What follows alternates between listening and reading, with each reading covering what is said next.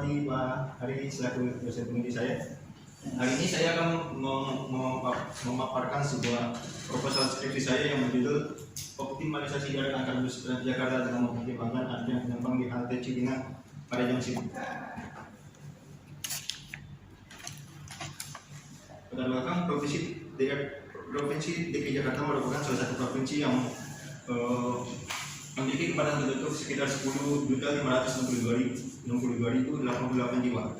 Dengan kepadatan penduduk sebesar 10.562.088 jiwa, menyebabkan tinggi kebutuhan transportasi masyarakat itu sekitar 1,1 juta per orang setiap harinya.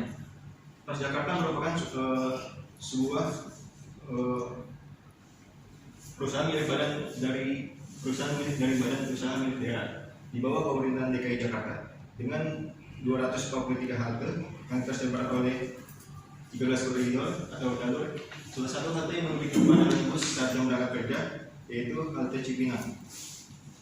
Halte Cipinang merupakan halte yang dilintasi oleh bus koridor 11 yaitu yang melayani rute Kampung Melayu sampai halte Pulau Gebang. Bila dari jumlah perjalanan bus saat ini yaitu 58 bus per hari pada lintas perjalanan 552 lintas per hari. Permasalahan yang timbul dari halte Cipinang adalah banyaknya penumpang di halte. Dikarenakan tingginya minat masyarakat menggunakan moda transportasi umum Transjakarta yaitu 1 juta bus per hari pada tahun 2020. Namun jumlah kapasitas bus dan jarak waktu antar bus belum maksimal terpenuhi pada saat jam sibuk dan belum ada penambahan perjalanan yang bertujuan untuk memperkecil penumpukan bus di halte Cipinang. Permasalahan masalahnya adalah berapakah tingkat kedatangan dan tingkat pelayanan dari bus Transjakarta koridor 11 di halte Cipinang? Selanjutnya, berapa jarak tempuh antar bus Transjakarta koridor 11 di halte Cipinang? Selanjutnya adalah berapa lama waktu bus berhenti di halte? Batasan masalah pada proposal skripsi ini adalah penelitian yang dilakukan pada laju kedatangan bus di halte Cipinang. Penelitian dilakukan terhadap bus koridor 11 dengan jurusan halte Kampung Melayu sampai halte Pulau Gebang. Penelitian dilakukan pada jam sibuk atau saat jam berangkat kerja sekolah. Tujuan penelitian ini yaitu mengidentifikasikan tingkat kedatangan dan pelayanan bus Transjakarta koridor 11, menghitung jarak tempuh antar bus Transjakarta koridor 11 yang melintasi halte Cipinang, dan menghitung rata-rata waktu bus berhenti di halte Cipinang. Manfaat dari penelitian ini yaitu hasil dari penelitian ini diharapkan dapat memberikan kontribusi dalam kebijakan di masa yang akan datang sehingga dapat mengoptimalkan kinerja pelayanan halte Cipinang dalam mengurangi penumpukan dan antrian penumpang. Sistematika penulisan bab 1 yaitu pendahuluan yang berisikan tentang latar belakang, rumusan masalah, batasan masalah, tujuan penelitian, dan manfaat penelitian. Bab kedua yaitu landasan teori yang berisikan tentang teori sistem antrian dan sebagainya. Bab ketiga yaitu metodologi penelitian yang berisikan tentang rumus-rumus yang akan diaplikasikan terhadap penelitian ini. Bab keempat yaitu analisa dan pembahasan, melanjutkan dari bab sebelumnya yaitu tentang menganalisis. Dan bab kelima yaitu kesimpulan dan saran yang berisikan tentang kesimpulan dari penelitian yang saya lakukan.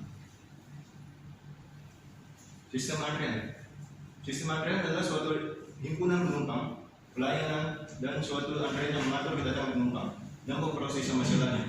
Penumpang yang tiba dapat bersifat tetap atau tidak tetap. Untuk memperoleh pelayanan, antrian dapat kita lihat pada penumpang yang mendapatkan pelayanan terlebih dahulu berdasarkan siapa yang datang lebih cepat.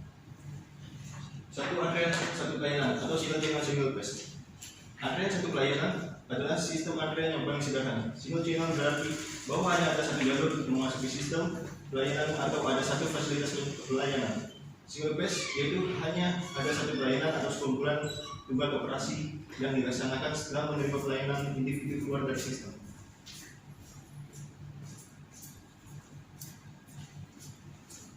Karakteristik kedatangan penumpang yaitu ukuran sumber kedatangan. Ukuran kedatangan penumpang bisa berasal dari populasi yang terbatas atau tidak terbatas. Pada populasi terbatas, jumlah kedatangan penumpang yang masuk dalam sistem dapat diketahui karena menyesuaikan kapasitas pelayanan yang ada. Sedangkan pada populasi tidak terbatas, jumlah kedatangan penumpang yang masuk dalam sistem tidak dapat diketahui secara pasti.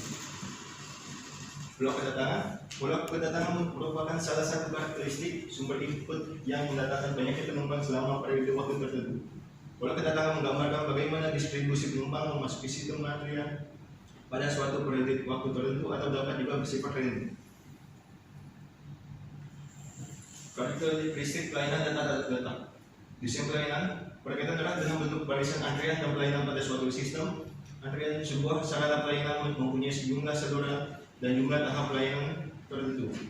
Saluran adalah jumlah pelayanan yang dapat memberikan pelayanan kepada penumpang pada waktu bersamaan. Sedangkan tahap adalah jumlah terminal-terminal pelayanan yang harus dilalui oleh penumpang sebelum pelayanan dinyatakan lengkap atau selesai. Selanjutnya, terletak yaitu sistem antrian jalur tunggal atau single channel single server, yang mana hanya ada satu jalur pelayanan dan hanya dilayani oleh satu server.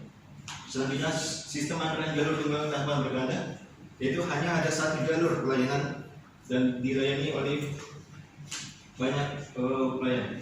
Selanjutnya ada sistem antrian jalur berganda satu tahap, yaitu ada banyak jalur pelayanan dan hanya dilayani oleh satu. Selanjutnya sistem antrian jalur berganda dengan tahapan berganda. Ini katanya mas. Ya, terus selanjutnya. Faktor penting dalam melakukan analisis terhadap sistem antrian: distribusi waktu antar kedatangan dan waktu pelayanan. Langsung ke ini aja, metodologi aja. Jelasin ya, udah biar cukup. Ya, masih panjang. Langsung ke gambar aja deh.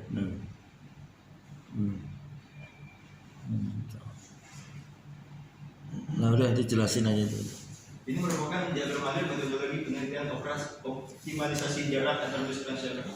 Yang pertama dimulai yaitu pendahuluan, selanjutnya ada studi pusaka dan studi lapangan, selanjutnya identifikasi masalah, review penelitian, pemulahan data. Yang terbagi menjadi dua yaitu data primer. Yang pertama menghitung waktu kedatangan antar bus, yang kedua adalah data operasional bus, yang ketiga data penumpang. Selanjutnya data sekunder yang berisikan tentang metra dan data halte. Selanjutnya jumlah armada bus, selanjutnya jarak tempuh antar bus. Dari kedua data tersebut dilakukan pengolahan data, yaitu untuk menghitung lama titik rata-rata kedatangan bus di halte. Selanjutnya menghitung lama detik rata-rata bus berhenti di halte, menghitung lama detik rata-rata waktu menunggu penumpang, serta menghitung rata-rata jumlah penumpang. Setelah pengolahan data dilakukan, maka selanjutnya akan dianalisis pembahasan dan selanjutnya dilakukan dengan kesimpulan dan saran.